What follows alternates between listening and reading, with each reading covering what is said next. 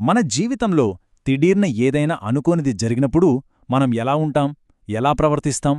దీనికి చూస్తే రెండు రకాల పద్ధతులున్నాయంట.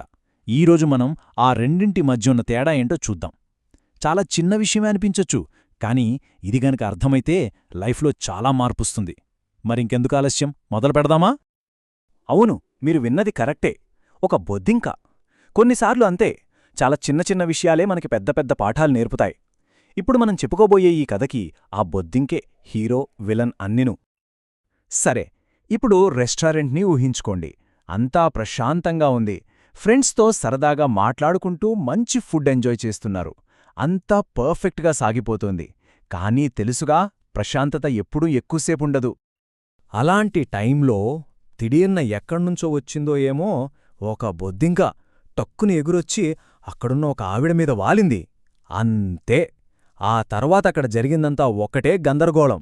ఆవిడ భయంతో గట్టిగా అరవడం మొదలుపెట్టింది. అరవడం మాత్రమే కాదు, ఆవిడ ముఖం చూస్తే భయంతో పాలిపోయింది. గొంతు వణికిపోతోంది. దాన్ని ఎలాగైనా వదిలించుకోవాలని చేతుల్తో విదిలించుకుంటూ ఇటూ అటూ గెంతడం మొదలుపెట్టింది. పరిస్థితి మొత్తం కంప్లీట్గా తన కంట్రోల్ తప్పిపోయింది. చూశారా, ఒక్కరి భయం మిగతా వాళ్లకి ఎంత ఈజీగా వ్యాపిస్తుందో? ఆ రెస్టారెంట్లో సరిగ్గా అదే జరిగింది. ఒకే ఒక్కరి రియాక్షన్ వల్ల అక్కడి వాతావరణం మొత్తం మారిపోయింది. ఆవిడ రియాక్షన్ ఎంత బలంగా ఉందంటే తన గ్రూప్లో ఉన్న మిగతా వాళ్లందరూ కూడా భయపడిపోయారు. ఒకరి తర్వాత ఒకరు అందరూ సేమ్ టు సేమ్ అలాగే ప్రవర్తించడం స్టార్ట్ చేశారు. కొంతసేపటికి ఆవిడ ఎలాగోలా ఆ బొద్దింకన నెట్టేసింది. అబ్బా, అయిపోయింది అనుకునే లోపే ఆ నాటకం అక్కడితో ఆగలేదు. ఆ బొద్దింకెగిరి ఇప్పుడు అదే గ్రూప్లోని ఇంకో ఆవిడ మీద వాలింది. అంతే, మళ్ళీ సేమ్ సీన్ రిపీట్. అవే అరుపులు, అదే భయం, అదే గందరగోళం. ఈ గందరగోళమంతా జరుగుతుండగా ఒక వ్యక్తి ముందుకొచ్చాడు. కాని అతని పద్ధతి మాత్రం వీళ్లకి కంప్లీట్గా ఆపోజిట్. వాళ్ళని ఆ సిచ్యువేషన్ నుంచి బయటపడేయడానికి ఒక వెయిటరొచ్చాడు. ఇప్పుడు ఆ బుద్ధింక చివరికి ఆ వెయిటర్ చొక్కా మీద వాలింది. కాని అతను భయపడలేదు, అస్సలు కంగారుపడలేదు. స్థిరంగా నిలబడి ఒక్క క్షణం దాన్ని చూశాడు, గమనించాడు. ఆ తర్వాత చాలా ప్రశాంతంగా దాన్ని చేత్తో పట్టుకుని బయటపడేశాడు. అంతే, సింపుల్, ప్రాబ్లం సాల్వ్డ్.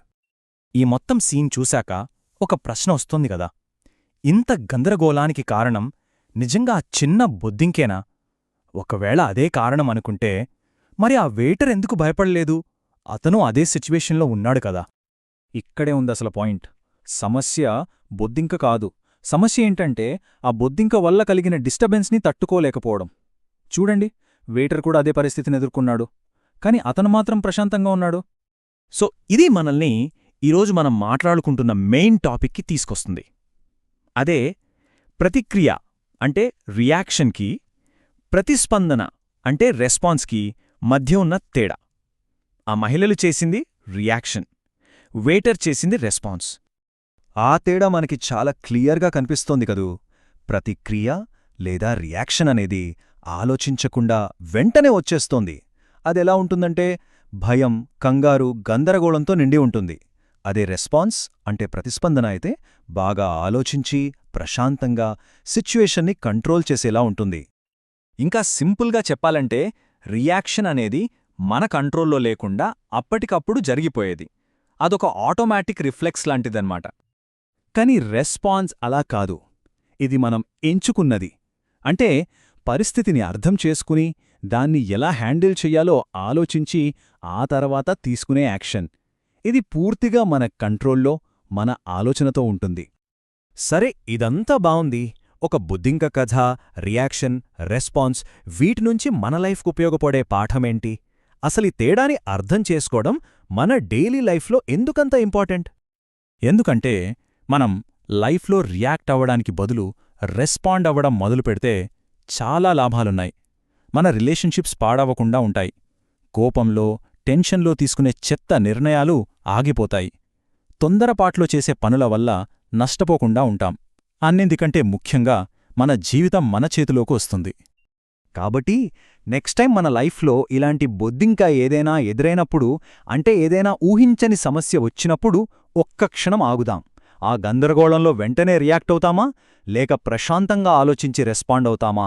ఈ చాయిస్ మనదే.